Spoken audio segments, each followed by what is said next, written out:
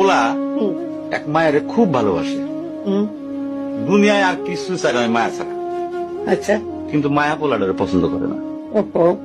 অনেক চেষ্টার পর মায়া সে পোলাডারে কইল যে ঠিক আছে, হ্যাঁ।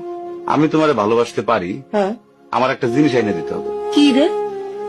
পোলাটা তখন কইল যে তোমারে পাওয়ার লিগা আমি দুনিয়ার যে কোনো জায়গা থেকে যে কোনো জিনিস এনে দিতে পারি। হ্যাঁ হ্যাঁ। মায়েরা তখন কইল তুমি তোমার মায়ের কইলজাটা আমার আইনা কি ক- কি ক- কি কি কি- মনে হয় না। কি গল্প শোনালি দিদু?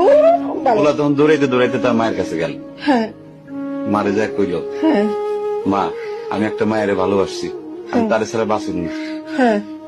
কিন্তু ওই মায়া আমার একটা জিনিস নিয়ে যাইতে কইছে, সেটা হলো তোমার কলিজা। তুমি যদি তোমার কলিজাটা আমার দাও, ওই মায়াটা কলিজাটা পাইলে আমার ভালোবাসবে। মা তখন কইল